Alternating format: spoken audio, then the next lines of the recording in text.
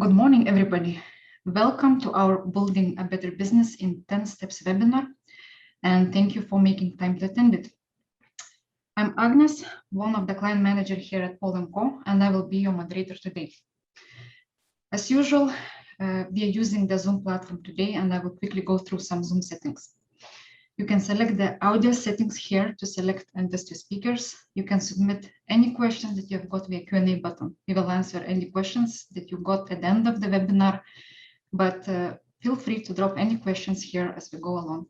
And of course, you can leave the meeting at any time just by clicking this Leave Meeting button.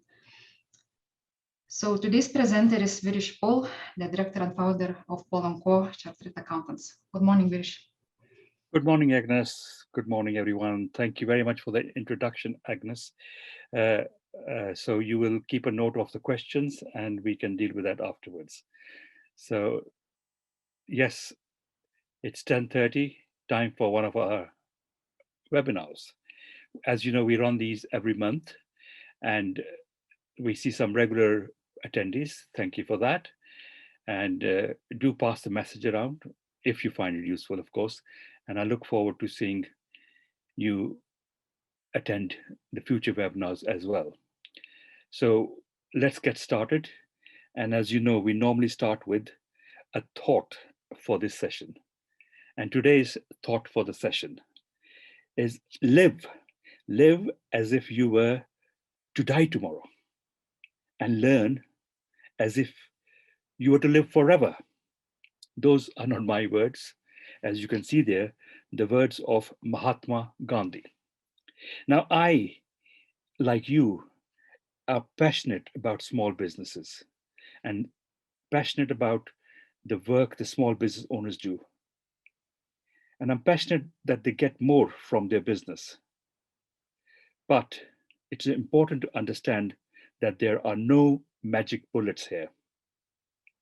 I am going to share with you today lots of practical things you can do to improve your business. But there is absolutely no substitute for ongoing hard work. You have to work on your business, not just in it, and working in synergy with your accountant. Now, you may find it surprising, but I'll explain that as well. So before we begin, I'd like you to consider what a better business would actually mean to you. Would it be more profit or would it be something else? What do you really, really want, and how will you balance work and play? So what does your business need to deliver to you? Perhaps you're looking for a less stressful environment, less tension, less stress in life. Or what about enjoying going to work? Enjoying going to work every morning. Who would like that? I would. I want to be in that frame of mind. So to me, a better business is one that delivers on three freedoms. The three freedoms I'm talking about are time freedom, mind freedom, and financial freedom. Time, mind, and financial freedom. And today I'm going to take you through the 10 steps you can take to achieve these freedoms. Unfortunately, as accountants, I see too many clients not achieving these, working crazy hours, not spending as much time as they like with their children, and honestly getting burnt out. This is why we are here today. This is why I'm presenting this session today. Think about your business. Who teaches you how to run a better business? Is it your solicitor, your bank manager, or did you learn it at school? Who do you think is the best person to teach you how to run a better business? That's right, your accountant. And that's why I'm running this session for my clients and for everyone else. But how often do you set time with your accountant to discuss forward-facing issues and learn how to run a better business? Those of you who are here have obviously decided that's what they want to do. everyone in business needs independent support. And by the way, that is what my business coach taught me, which is why I'm trying to impart that to everyone. I'm sure most of you are absolute experts at the technical aspects of your business. But today is about reflecting on what you are not so good at. Perhaps that is understanding your numbers or creating and implementing a simple business plan. Perhaps you need to lead the business and your team a little bit better. So these are all things that we can help you, things that you can improve.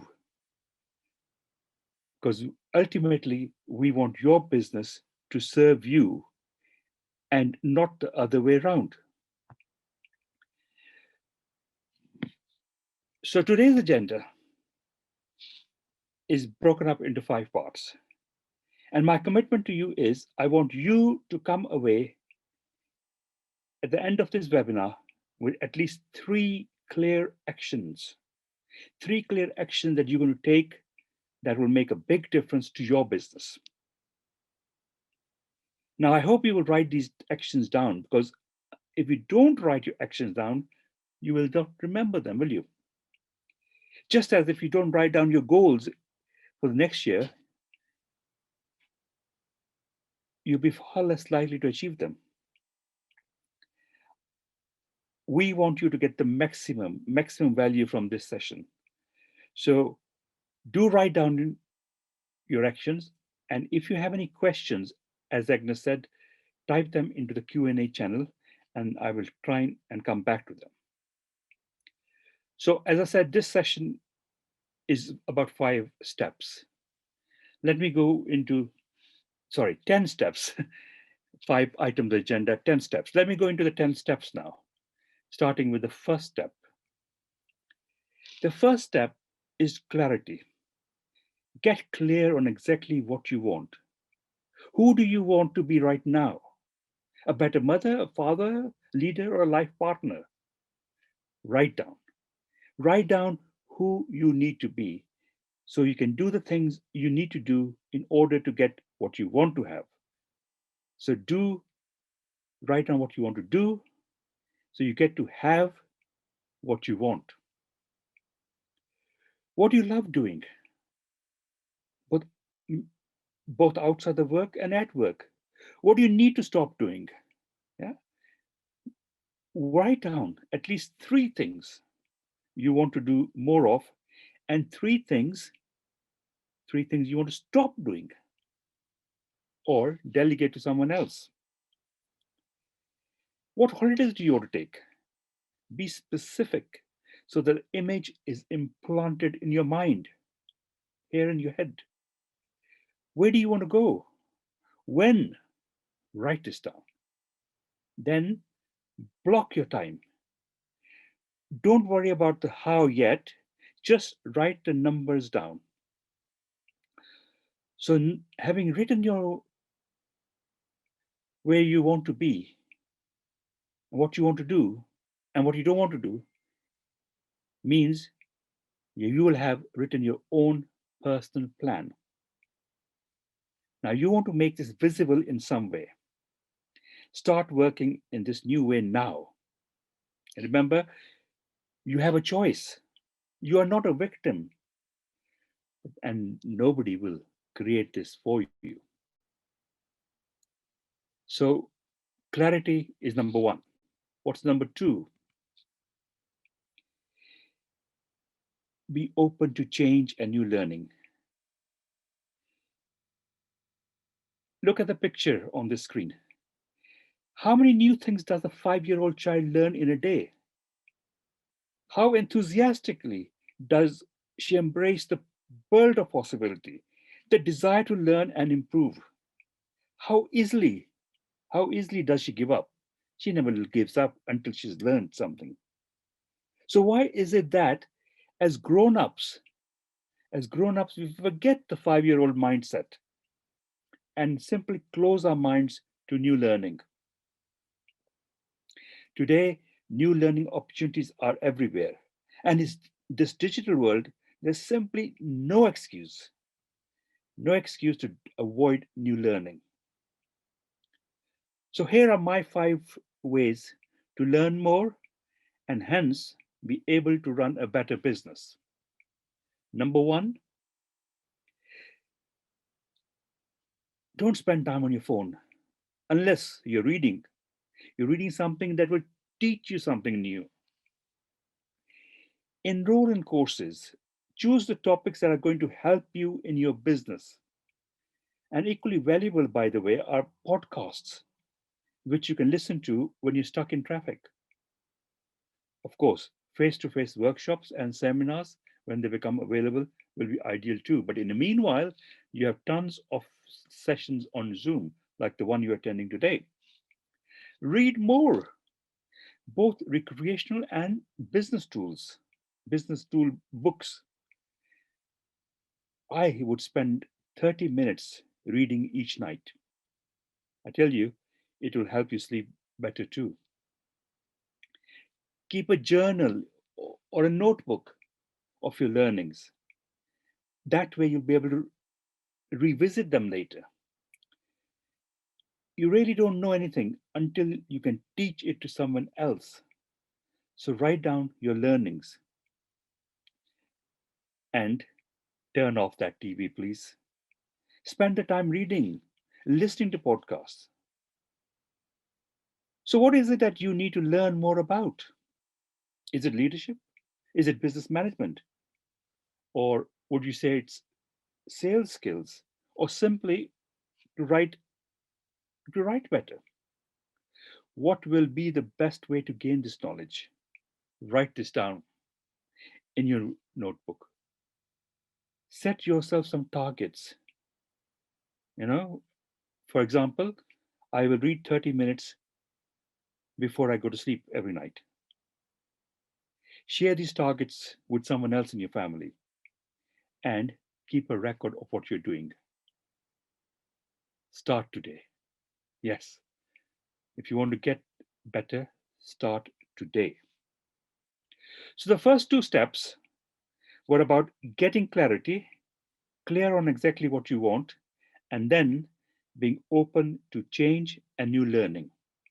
My step 3 is about defining where you are now, what's and all, which is so often overlooked. Now, if you're using Google Maps on your phone to get directions to go somewhere, what does it ask you? It asks you what your starting point is. It needs to know where you are now so it can tell you how to get to where you want to go. Whilst, this might seem obvious, but too often, business owners try making plans without fully understanding where they are starting from. So when I say what's and all, I mean you need to have a very honest and accurate understanding about the following 5 points. The degree to which owners and leaders are aligned in their thinking. If they were asked independently, the owners and the leaders of a business, where the business is headed, would they say the same thing? Are they aligned? What about the current level of activity that is generating the sales numbers and the returns you're achieving? It's not just about the sales numbers. For example, how many leads are you generating per month? How many proposals are you sending out? And how many are being accepted? What is the average sales value? How many networking events are you attending or running per month? You need to know that in order to approve. What about the extent to which your team has bought into your plan, your culture, and your core purposes? Without your team on board, you will not achieve leverage. In fact, I was reading somewhere that a study on employee engagement showed that only 30% of employees in companies are generally engaged. 52% were disengaged, and 18% were actively disengaged. Now, what does that show? Studies like that prove that businesses with engaged team members significantly outperform those without. So bear that in mind. Get your team on board. The appropriateness of the measurement and reporting systems you have in place to track your results is also very important. It's very well just to set your targets, but if you can't measure them, you'll be flying blind. You won't know where you're going. So measurement as important. And then, of course, everyone has vulnerabilities. Where are the things most likely to break in the near future? Could it be pure systemization, high team member turnover, or cash flow streams, or a weak balance sheet? So just as Google Maps asks you for your starting point, before you make a plan to head somewhere, you need to understand where you are right now. Skip this step at your peril. Please remember, you need to define where you are now and what's and all, as I say. Step 4. So let's just recap. Step 1 was to get clear on exactly what you want. Step 2 is about being open to change. And step 3 is knowing what's and all, as I said, where you are right now. And if you know where you are right now, you're now ready for the next step, making a clear plan. Remember that a business is there to serve you, not the other way around. You shouldn't be a slave to your business. So refer back to step 1, where you recorded who you want to be, how you want to work, and the hours you're prepared to put in. Build your plan around what you want personally from your business. So keep these rules for creating a solid plan.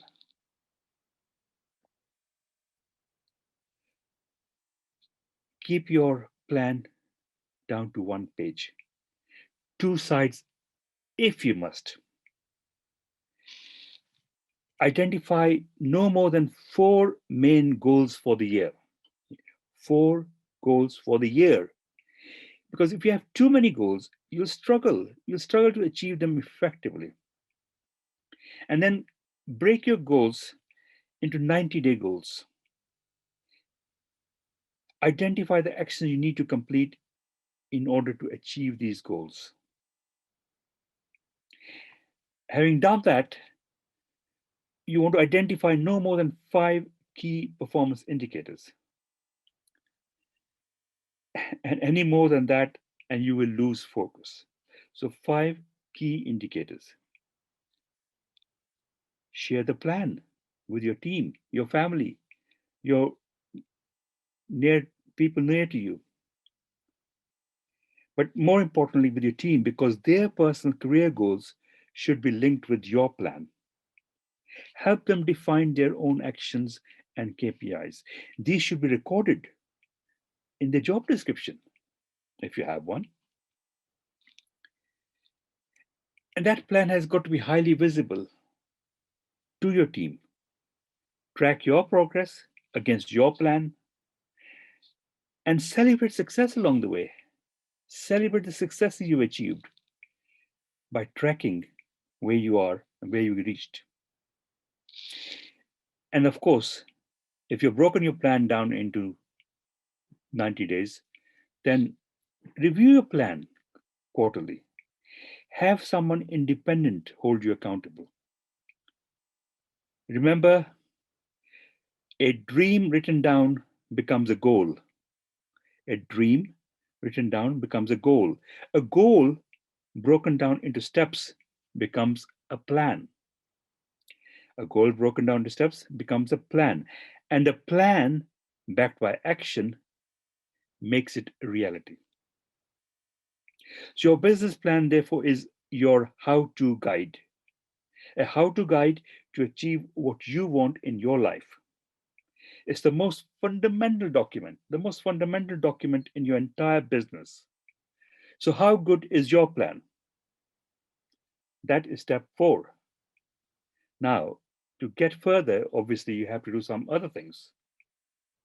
You've got to get your team and your organizational structure right. Have you heard the saying, the saying which goes like this: start by getting the right people on the bus, the right people on the bus, and the wrong people off the bus, and the right people in the right seats in the bus. Now, the bus has a lot of seats. What if your business isn't a bus? You might be driving a two-seater with only 2 seats. Maybe you have a train with multiple carriages, a great driver, a conductor connecting all passengers. So, step 5 is getting your organization structure right. The organization structure has got to be right. This should allow this will allow your revenue to increase without creating bottlenecks or overloading your team members and thereby causing errors, mistakes. Your bottom line will increase at a greater rate as the business becomes more efficient and achieves what we sometimes refer to economies of scale. So the organization structure shows the departments in your business.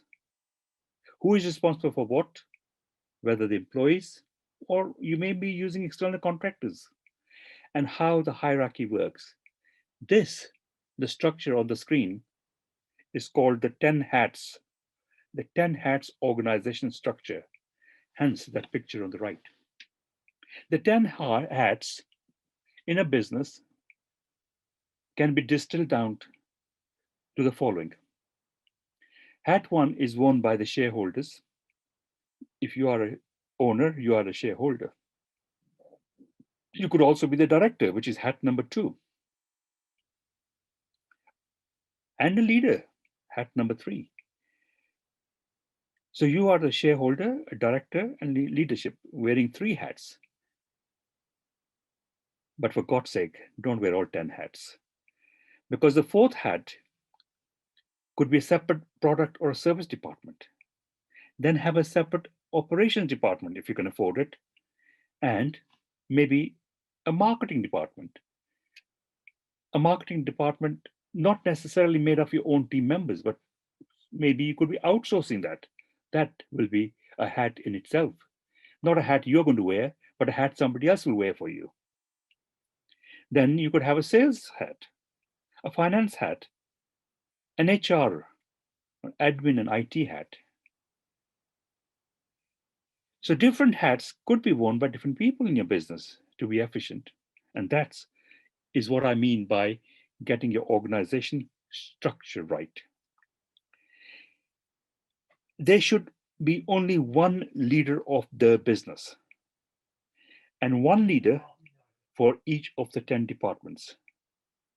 Now, one person, as I explained, can wear multiple hats, but there can't be more than one leader for each department.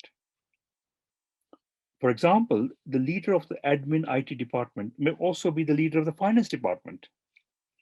Make sure that their team members in training to start wearing some of the hats that you, the business owner, is currently wearing. That is the art of training and delegation. Slowly removing your hats and getting other people to wear your hats for you. Each role should have a clear job description with no more than 10 key responsibilities. Each key responsibility should have clear tasks and KPIs flowing from it. Remember, nobody nobody can manage more than 5 people effectively. So create teams within each department, each with a team leader, but with maximum of 4 to 5 people. Review your structure regularly. Update the key responsibilities when they change. In other words, keep your structure as a living and a breathing document that your team understands. Check in with your team regularly. You need to check in to ensure that what they're doing aligns with your structure. Ask whether there have been any changes in the team member's role at each performance review. And when you've done that, then make sure they are the right person to be doing those new tasks. Otherwise, reassign them to the correct person. Now, you need obviously to consider and value the opinions and contributions of your entire team. That is hugely important. But having a clear hierarchy is definitely a key to avoiding bottlenecks, a key to making smart and consistent decisions, and key to managing risk as your business grows. So today you might be wearing 10 hats, but if you want your business to grow, you want to make sure that you pass those hats to other team leaders. It gives the team members the opportunity of advancement. It's an incentive for them, a motivation for them to get involved. Because if you're wearing all the 10 hats, then good luck to you. Start getting rid of those hats. So let's now go to step number 6, I think, because we've done 5. Let's go to step number 6. Be a better leader. By being a better leader, you build a strong workplace. So step 6 involves working on your leadership skills and building a strong workplace culture. Have you ever asked yourself if your workplace is toxic? Now, the average person spends more than 40,000 hours of their life, 40,000 hours of their life at work. And that's one heck of a time, one heck of a long time if your work environment is not fun. And it's even worse if it's toxic.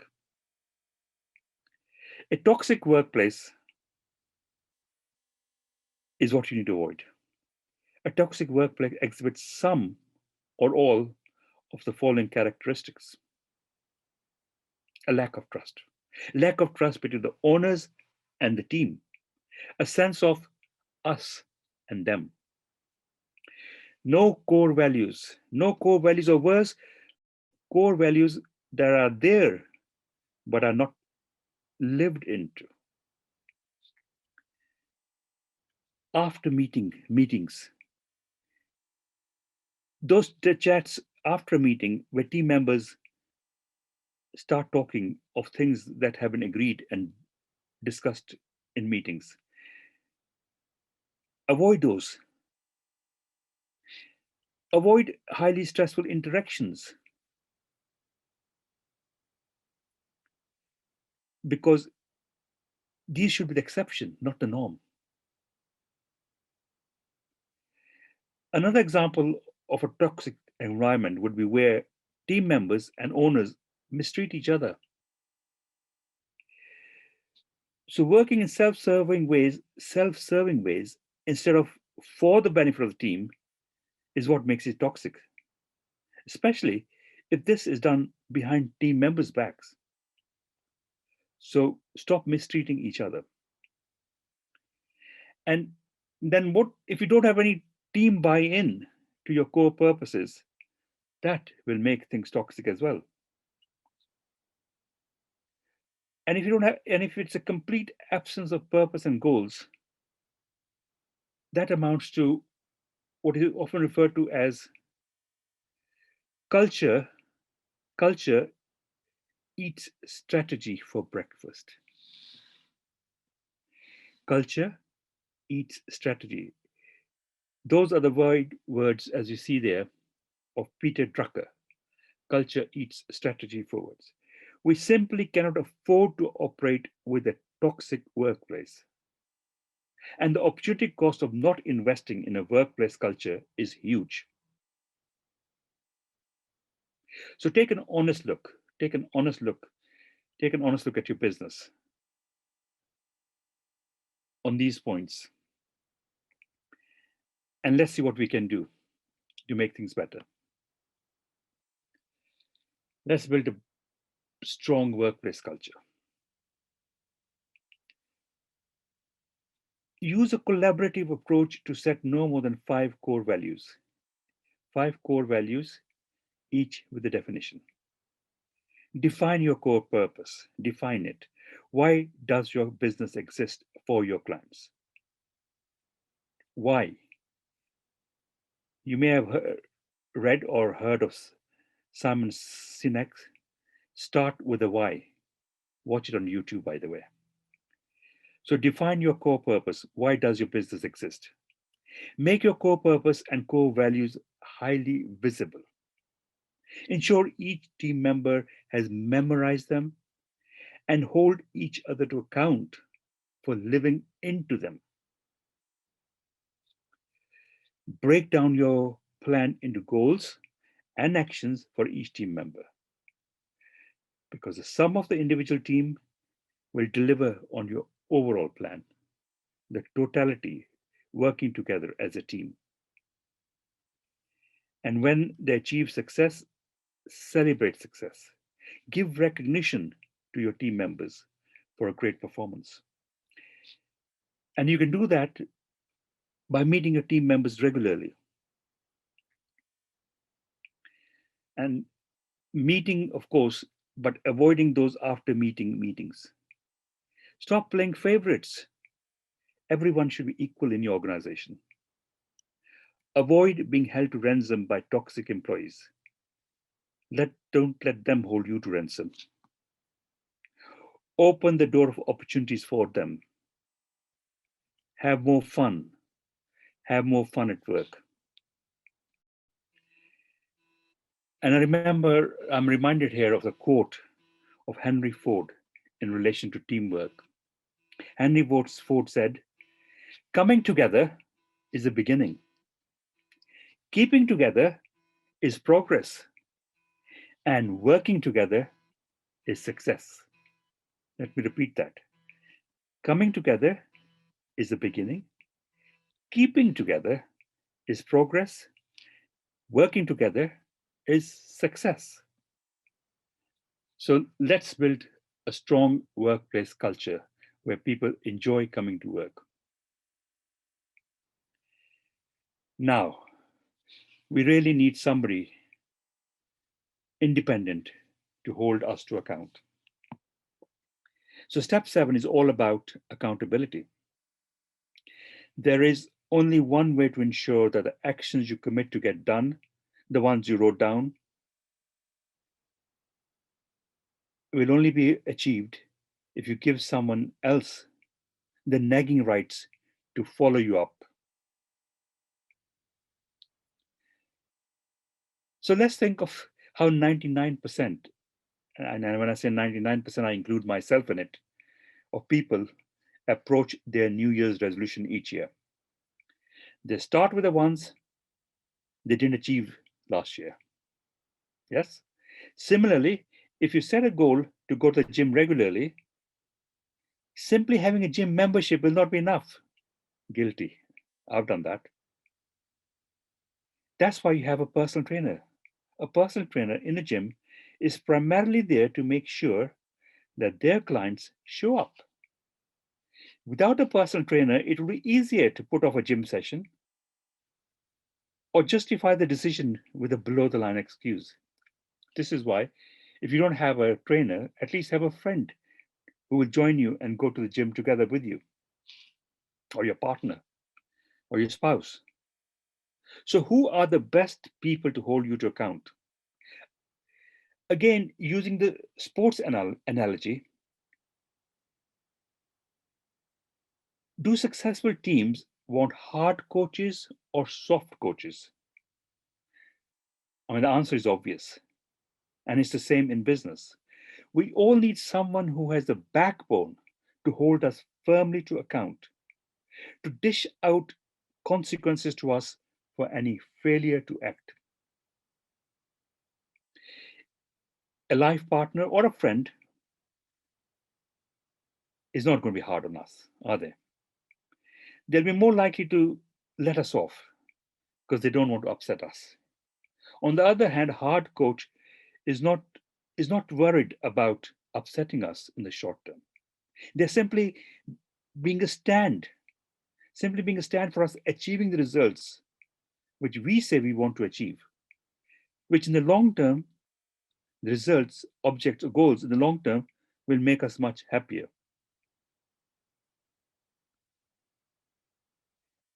A great coaches demonstrates more than backbone. They will have a bit of a heart. They care that we achieve the goals, but does not mean they're soft. Quite contrary, their approach is all about what we need to do to achieve our goals we have set. So who do you use? Who will you use as an accountability coach? Make sure you select someone with that essential backbone. And as Tom Landry says here, a coach is someone who tells you what you don't want to hear and has you see what you don't want to see, so you can be who you have always known you can be. And that was all about having somebody holding you to account. Where do we go to next? We go to step 8, which is building stronger networks. Most businesses generate the vast majority of the new businesses from referrals. We know that. And the great thing about referrals is that they don't cost you anything. The best place to gain new referrals is by networking with your existing clients and people you do business with. This is step 8, building a strong network. So, how are you going to maximize those referrals from your network? Let me throw 5 ideas for you to consider. Number 1, consider the lifetime value of a new client to you. I mean, take an example of a restaurant owner. If a customer comes in and spends, say, on average, £100 on a meal, is that worth £100 to you? Or is it worth more? What's the lifetime value of that 100 client who has spent £100? If you gave him the right service, he could come 5 times per year, even £5, 5 times per month.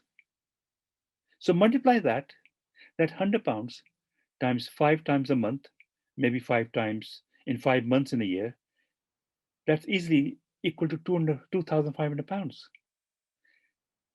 And if he keeps coming year after year, that's worth a lot more. So start looking at the lifetime value of your clients, your businesses, because they are worth every penny to you.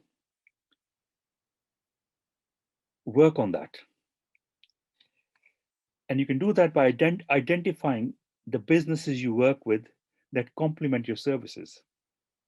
For example, if you're a surveyor, you would work with lawyers, valuers, bankers, accountants, tradespeople, people who raise funds in the marketplace or organize finance for you. So create an informal group of these people who work well together and commit to a regular maybe a regular social get together, and focus on how you can work more effectively together. Use the time to be more sociable and at the same time have a bit of fun. That's what networking is. Focus where your target market is. There may be existing networks you can join. It could be on LinkedIn, it could be an alliance club or chamber of commerce. Join these, join these networks. Get to know more people. Sponsor and get involved with voluntary and non-profit organizations. Choose something that you are and your team are interested in. This could even be a sports club. I mean, I said alliance club, but it could be a sports club. But don't peddle your wares. Don't try to sell when you're attending these meetings. Just maybe wear branded clothing in a sports club or have signage sort of thing as an appropriate. Your prospective customers just need to know you, like you, and trust you.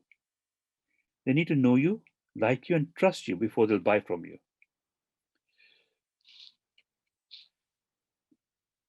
So which of these five ideas can you implement today? 5 ideas that you can implement today.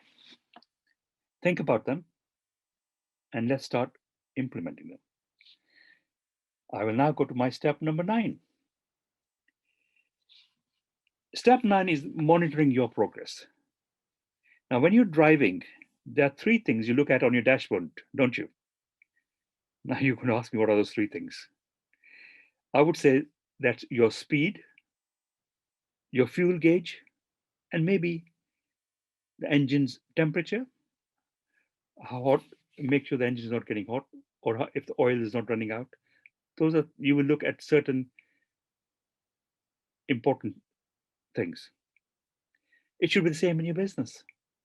What are the 3 to 5 most important things, the KPIs or key performance indicators for you to keep an eye on? How do you decide which are the most important and how do you calculate them?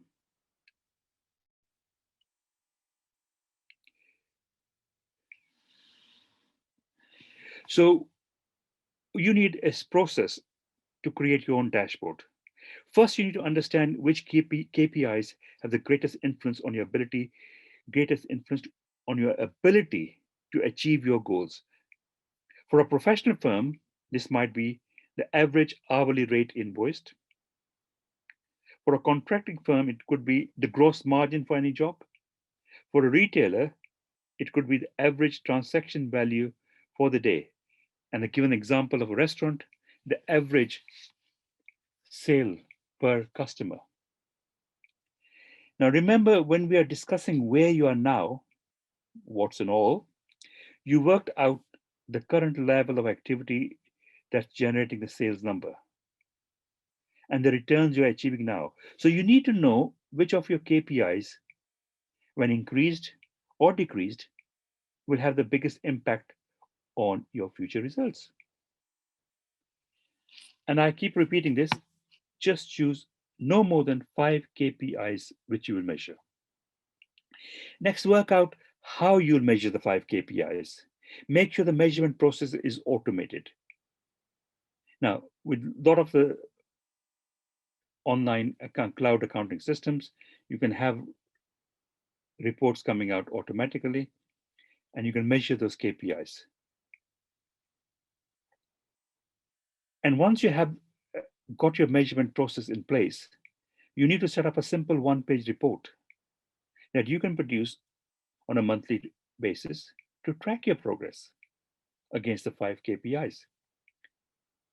Please make sure you allocate time to go through this report every time it's produced, and maybe share, if you have a team, share those results with your team. Ask your team members to do this exercise for themselves. They should have KPIs for their own performance. which will be different to the KPIs relating to the business. But if they monitor and report their own KPIs regularly, you will be able to see which of your team members are keeping on track. So that's all about monitoring your progress, progress of the business as a whole, and individually. And by the way, that includes yourself as the business owner or the leader, not just the team. So that brings me to step number 10. The last step is, and it should not come last. Life is short. Smile while you still have teeth. Now, there's a joke about teeth, which I'm not going to go into at this stage. So the last step is about keeping your well of happiness full. It's something you should be focusing not as step number 10, but throughout all the steps. I've called it step 10 here, so that you will end this seminar on focusing on yourself, on what you love. Now, just as the airline, when you go into an airplane, tell you to put the oxygen mask on yourself before assisting others, you need to look after number one at all time. So what are the things that fill your well of happiness?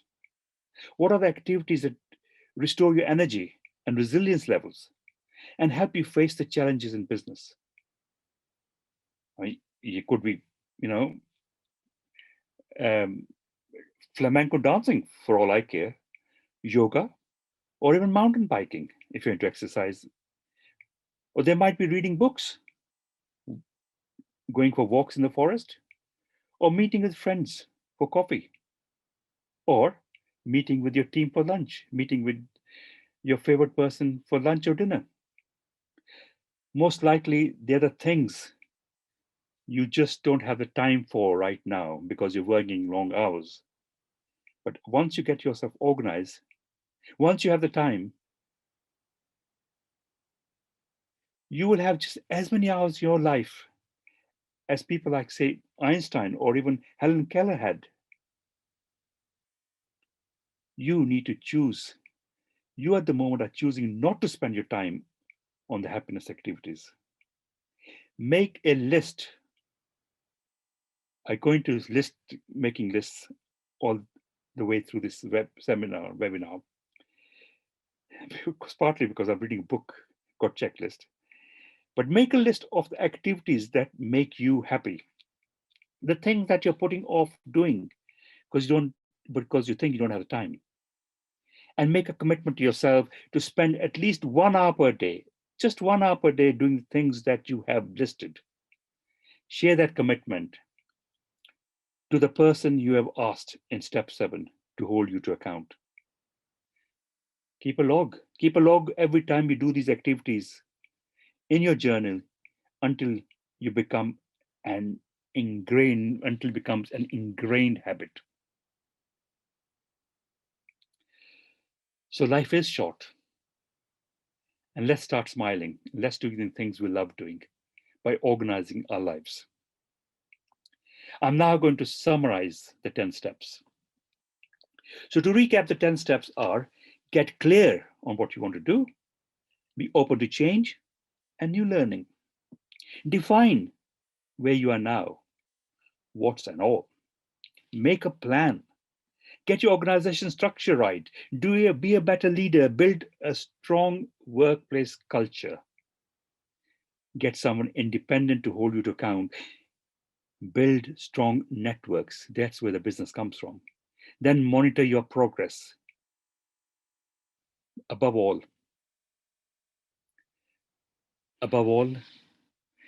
keep your well of happiness full.